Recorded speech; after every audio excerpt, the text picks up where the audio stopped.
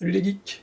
Aujourd'hui, une toute petite vidéo, très courte, juste pour vous dire que je n'ai pas le temps en fait de faire des vidéos, mais que je ne veux pas vous laisser tout seul pendant trop longtemps. Donc je vais revenir sur les achats récents que j'ai faits, que j'avais montrés dans les réseaux sociaux. Honte à vous si vous ne me suivez pas sur les réseaux sociaux. Et puis, donc c'est parti. Go!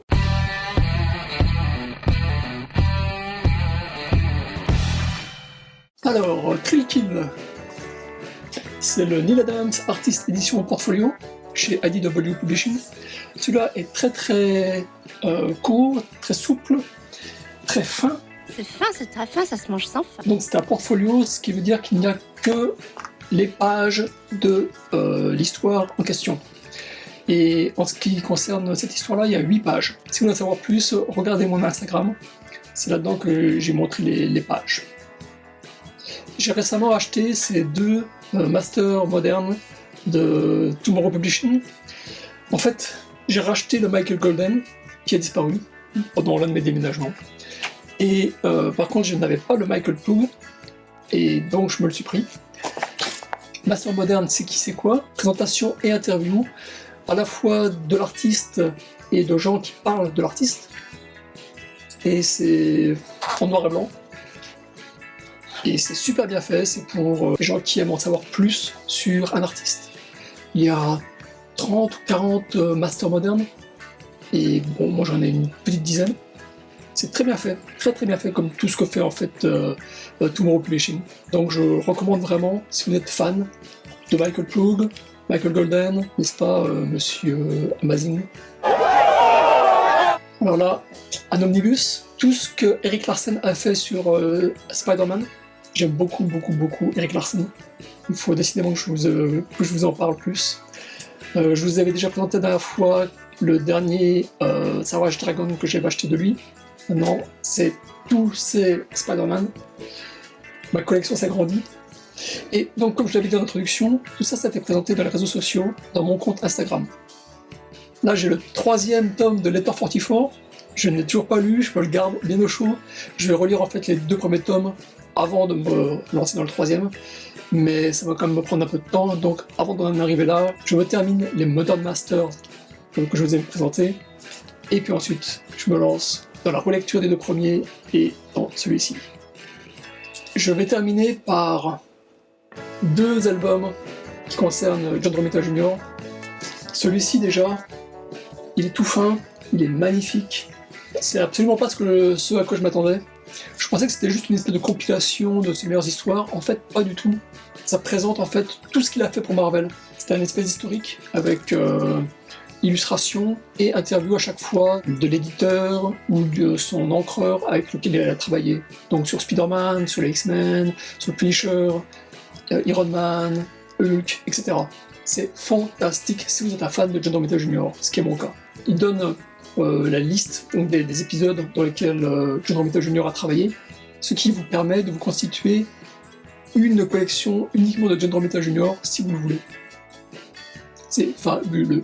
Et j'aimerais vraiment qu'il y en ait d'autres sur d'autres artistes. Cet album est magnifique. Je termine avec un bijou. De la même façon que l'album que je vous ai montré sur John Romita Jr., il faudrait que je passe une vidéo d'une demi-heure uniquement dessus pour vous montrer en détail. Celui-ci, c'est l'omnibus du premier run de John Romita Jr. sur Iron Man. Oh là là, mais tellement de souvenirs. J'ai passé un week-end complet à me replonger en enfance. Ça a été magique. C'est pareil, celui-ci, il me faudrait une demi-heure juste pour vous montrer épisode par épisode. Voilà, je vous avais dit, ça sera très court. Donc j'ai des vidéos qui sont en cours de montage, mais je sais pas quand elles seront prêtes. Sûrement dans quelques semaines, quelques mois. Ouais, parce que j'ai énormément de travail en ce moment, et pas pour une fois. Pour une fois, j'ai énormément de travail. Donc je ne me plains pas de ce point de vue-là, sauf que j'ai plus le temps de faire des vidéos. Mais suivez-moi sur Instagram. Si vous voulez voir, je poste régulièrement des photos de ce que j'achète. Donc c'est là que vous pouvez le découvrir.